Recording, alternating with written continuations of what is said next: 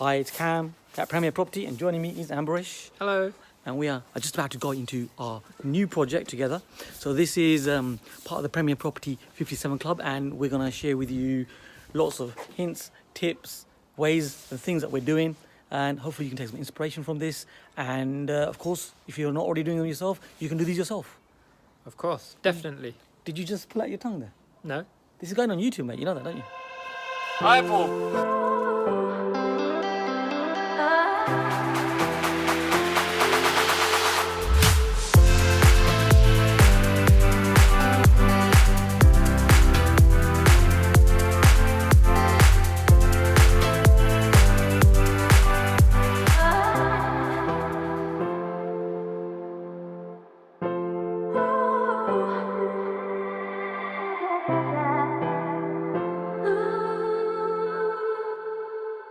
Ambaresh is going to now open the door as he has the keys. Here's Ambaresh opening the doors. Interesting. First thing you notice on the door is, I don't know why that happens. Look at the door. Okay, so here we are. Now, so of course this project now, well, of course you can see this project straight away it needs work on. Now, we've literally just picked the keys up. Do you want to just show us the keys? Look, there's Ambaresh doing a demonstration with the keys. Just picked the keys up from the estate agent. As you can see, this is a project. Now, one of the things I love about this property is that it's actually in one of the areas that we grade at Premier Property between 1 and 10. And this actually falls into an 8/9, where 10 is large gated communities, 1 is get back in your car quick and run fast. This is actually fitting into an 8 to a 9. So it's a very nice residential area where very homely people, they're looking after their properties, nice streets, and this is the property that we bought here. So we actually secured this just over 25% below market value, more near 30% depending on how the valuer values it on the day. And one of the things I love about this property is just the potential that you've got here. So one of the things that we always are looking at Premier is the potential. Now, look, have a look at the floor. Look at this floor if you can see that. There's a beautiful floor here. Just gonna open this door. Can you see that? That can really, that's really going to scrub up really nicely once we polish it up and everything. Okay, so we're going to do a little tour around the property. Ambaresh, you up for that? Yeah, definitely. Definitely up for that. Not too much light in here, but yes.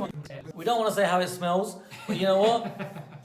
Here's the rule. The worse it smells, the better the potential of the golden deal that you've got.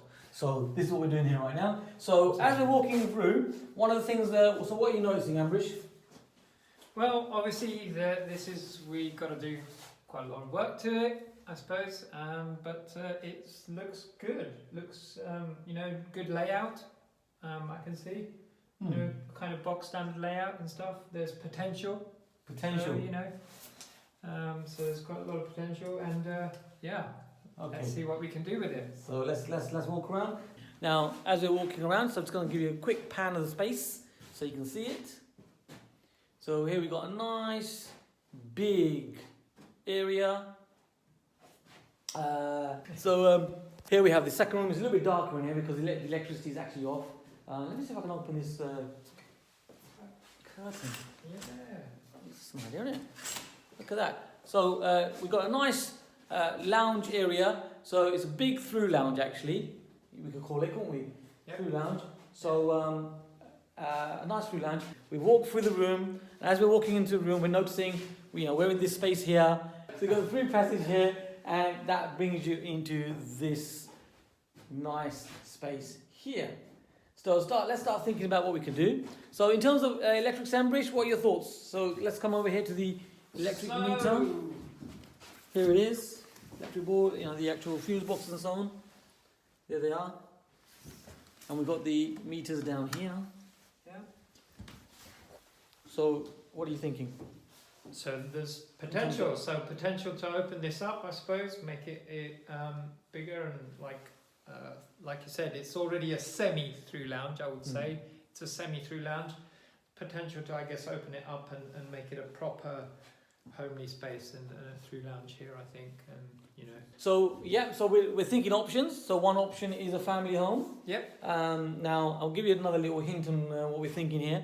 So there is a hospital within 10 to 15 minute maximum walking distance, where there are a number of course, you know, nurses and doctors that are here for the short term, 6 months, 9 months, that sort of time frame. Absolutely. So what are you thinking now? Yeah, it's very good location. Location. Now, look at that. Doesn't that look drastic? Look at that. Drastic. But remember, we bought this at 30% below market value. You know, 30% what it actually should be. So all of these things, of course, we're actually going to be fixing, and that's absolutely fine. To be fair, one of the things that we look at is structure. So structurally, this property is sound, and it's more about, you know, bringing it up to date. So if you can imagine, as you're watching these videos, we'll show you more of these videos as we bring it into good condition. And if you just imagine it renovated, you know, some real nice features. We'll keep some of the existing features, and it will be all brand new, spanking, fresh, new, really good looking, potentially a nice family home. You can tell I've got other ideas as well, which we're going to discuss together. And that's what we're thinking now. Now, one of the things we've already discussed is electrics, and a really good telltale sign for electrics is, you know, I mean, here it's pretty clear that it needs a full rewire because of the condition of the electrics, as you can see. So if you come over here with me over here, we already looked at this, didn't we? This here. So that clearly is giving you a good idea that it's going to be a full rewire. Another way that you can check this is to find out where the sockets are. So where the sockets are, you know, actually in the skirting boards, or another telltale sign is looking at the meter, as I showed you over here. That's also showing you that it's the old type of fuse box. It's not the consumer units that we have nowadays, and that's also giving you a good indicator of a rewire. In terms of what other work we're going to be doing here, so it needs a good replaster, you know, bringing back into good condition, and as you can notice, if I just give you a quick around like that,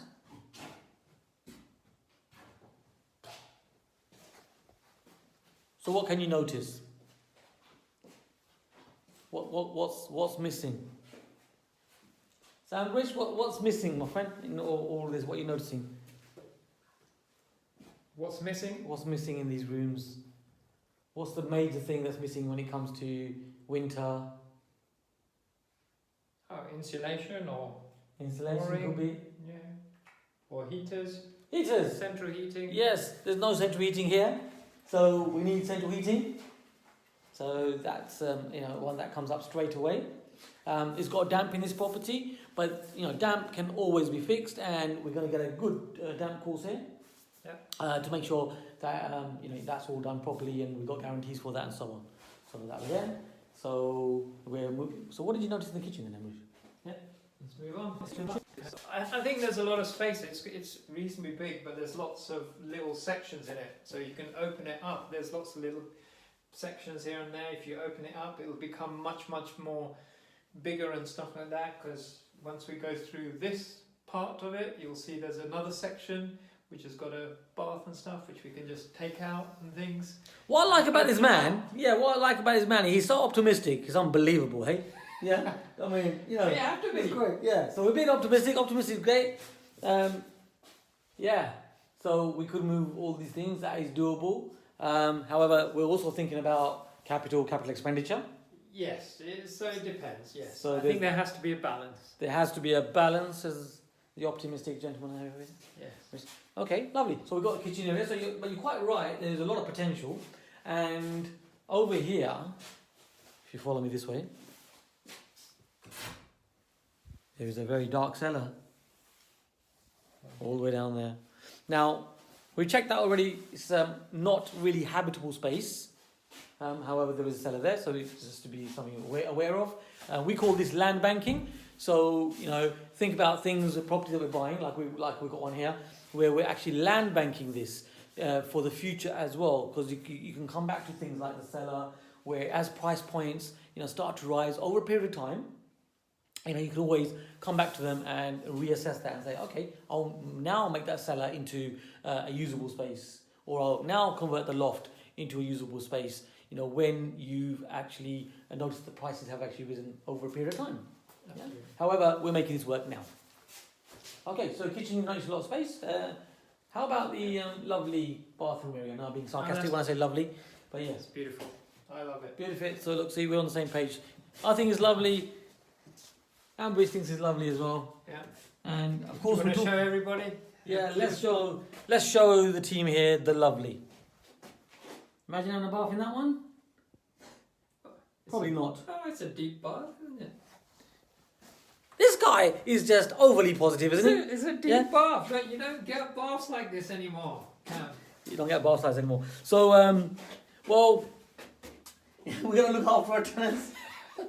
So all of this is gonna be refurbished, and this will be a nice bathroom area.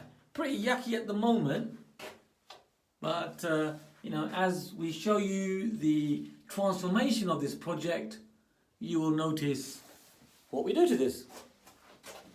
Okay, so now, one of the things Ambaresh mentioned, actually you came up with a really key point. So, some people will actually start thinking about moving these walls and doing all of this kind of things, right?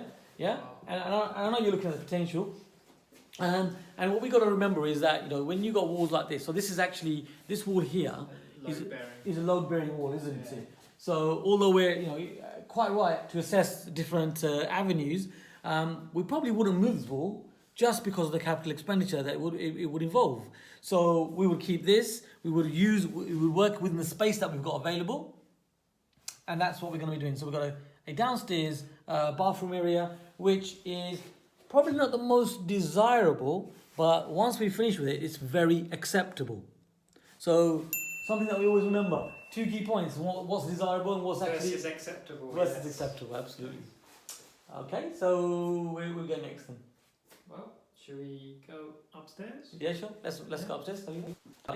Okay. So what we're doing right now is, when you're doing your viewings, this is what's actually going on, in your mind. You're assessing the property, what it needs, what the potentials are, what you can actually do with it. And it's great to go into various creative ideas as well, because you've got to think it through, right? So you think it through and then think about what you can actually do to make it practical. So here we are. So this is one of the smaller rooms, as we can see here. So we've got a water tank here.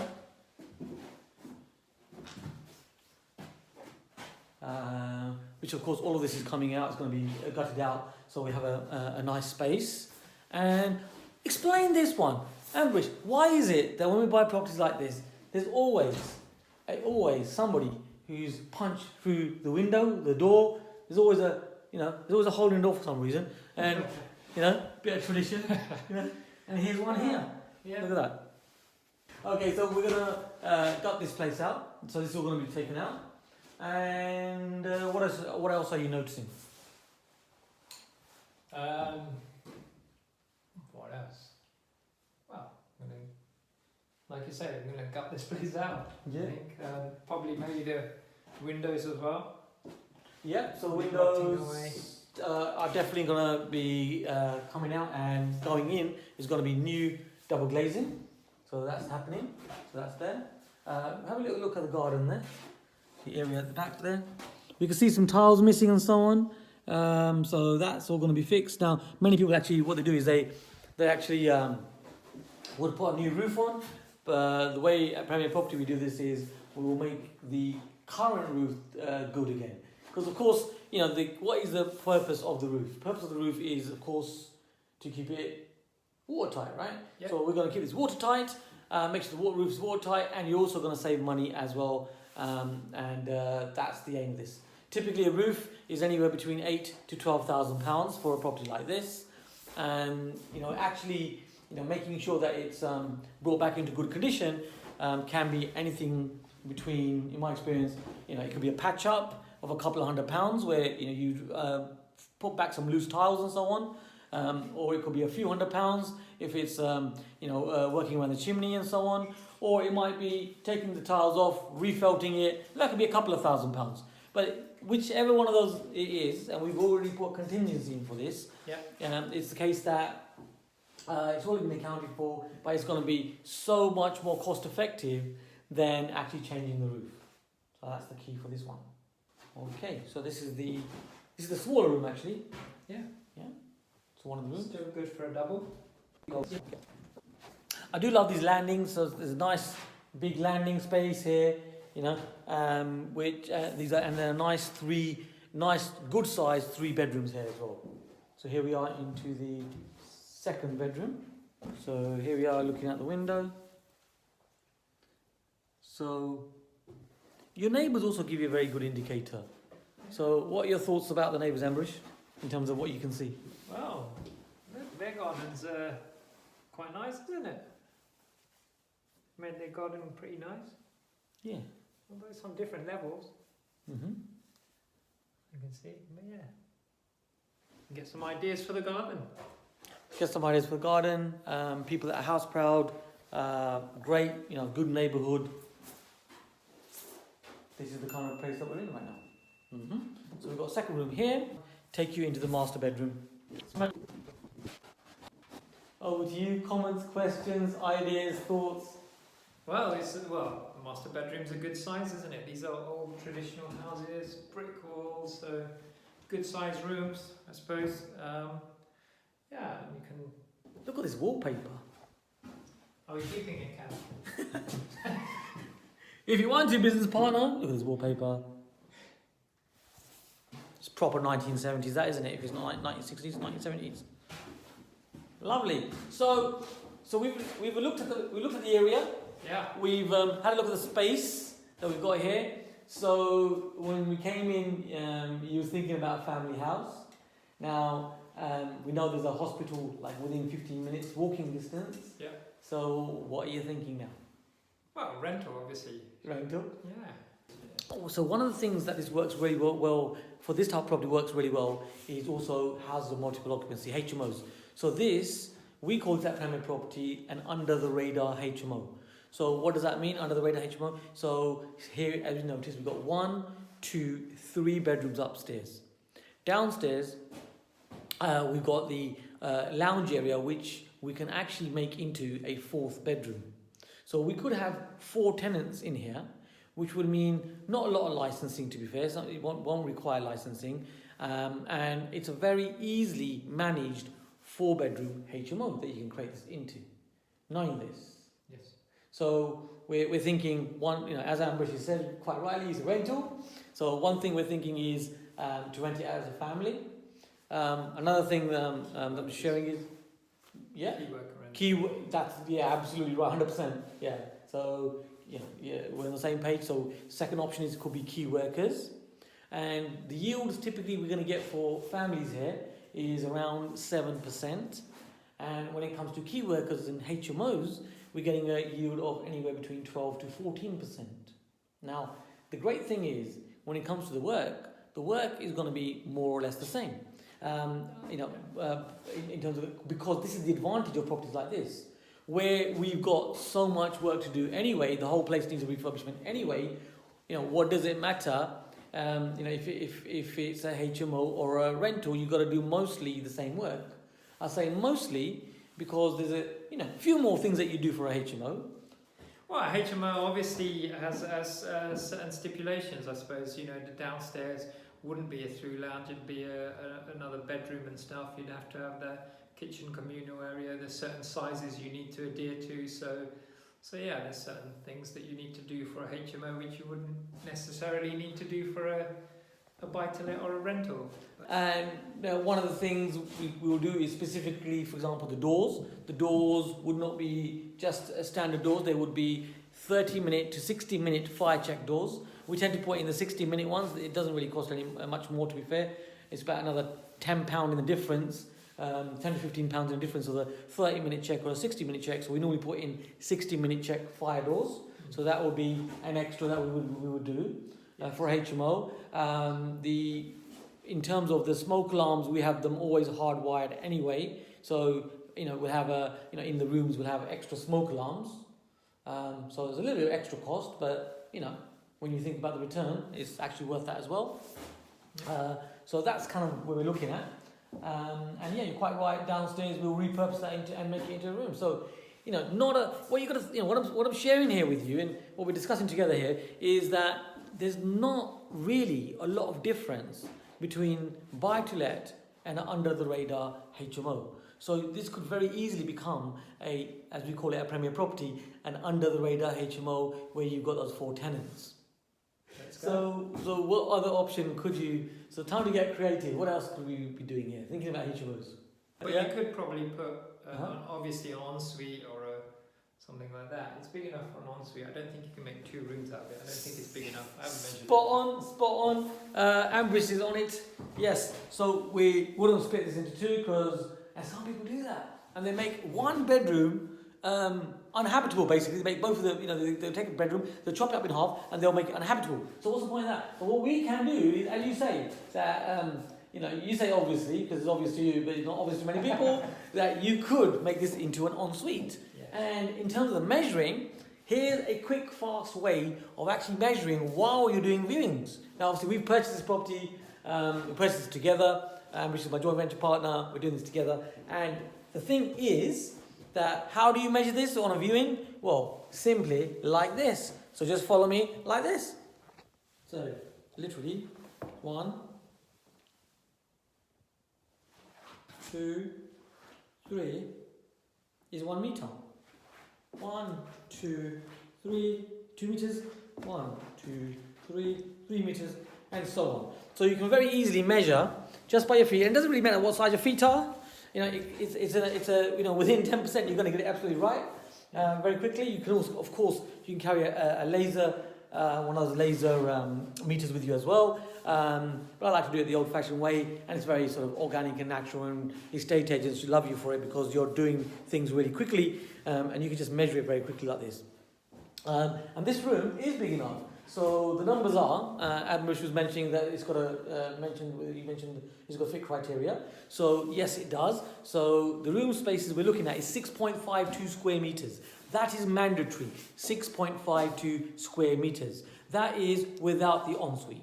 So we've thought about rentals and renting it out to a family. We've also thought about renting it out as a HMO. And now we're looking at 3rd level, which is ensuites. So in terms of ensuites, if we could have ensuites in here, how would we do that? How would we put them? So here we're thinking about also minimum capital expenditure. Yes. So rather than 1 ensuite, we will have 2, but we'll have no more than 2, which makes it very cost effective.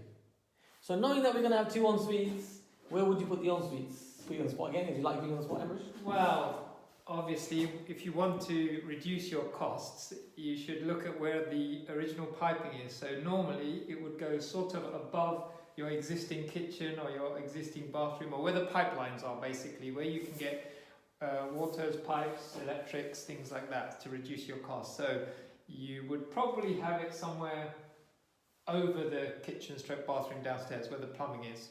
So you look where the plumbing is. Pretty cool. Ambaresh has been with us. How long have you been with us?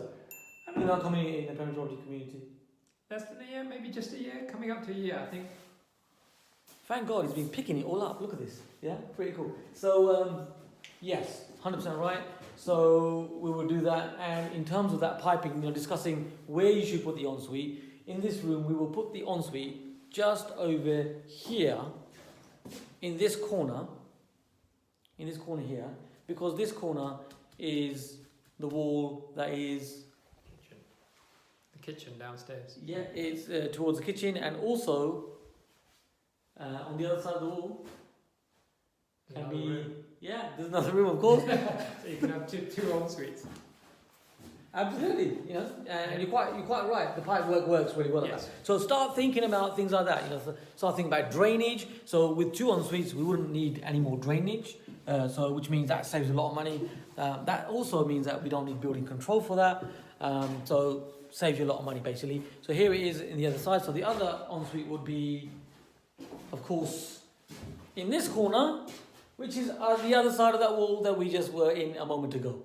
I think the ensuite options is a good solution because it doesn't eradicate any of the other solutions we were talking about, like the buy-to-let, or it still works for buy-to-let, it still works for the key worker rental, it still works for the HMO, it still works for the family. So I think the ensuite option, if we can do it, and we'll have to obviously architecturally design it, but if that solution works, I think it still works for all three. So as long as we've still got the flexibility and options of all of the options available, then I think we should look to try and do the ensuite solution. So if we're going to sell it, then I think we should make the most out of the space, whereas if we're going to just rent it as a HMO option, obviously we've got the reoccurring revenue coming in, so it really depends on what works in this area and stuff. So yeah, so I mean, you working with large organisations and Microsoft and so on, Yeah. I mean, you're giving a bit of an analogy. Do you want to just share that quickly? So what big organisations are doing now, what they're doing is what corporate companies are doing these days is basically they're moving away from kind of product selling to kind of more service selling. And so what's happening, so let me give you a practical example of that, is where Microsoft were selling their Office package like Word, Excel and stuff as a sales package, but now they are getting everybody to subscribe. So basically, instead of making someone pay a one-off cost, they are actually getting people to renew their membership. So it's like a reoccurring revenue for them. And this can be sort of related to what we're talking about with HMOs, where we've got reoccurring revenue, or rental where we've got reoccurring revenue, versus a flip or a sale, which is just a one-off revenue. So yeah. I think that's a great idea. Listening to Ambaresh saying that, coming from his professional background. I mean, why would you want to sell something where you bought it really well, you've got no money in the deal, where it's creating income for you, and you have many ways of working with so many other people, other organisations, bringing money in so that you can be doing more anyway? Why would you want to sell? Something to think about, right? Absolutely. Cool. So here we are, Ambaresh and myself in the Premier Property 57 Club. Hopefully you picked up lots of tips there. So we have a lot of fun. We joke a bit, but we're very serious about what we do. And yes, we will be back here again showing you, the next part of this project. So just stay tuned in.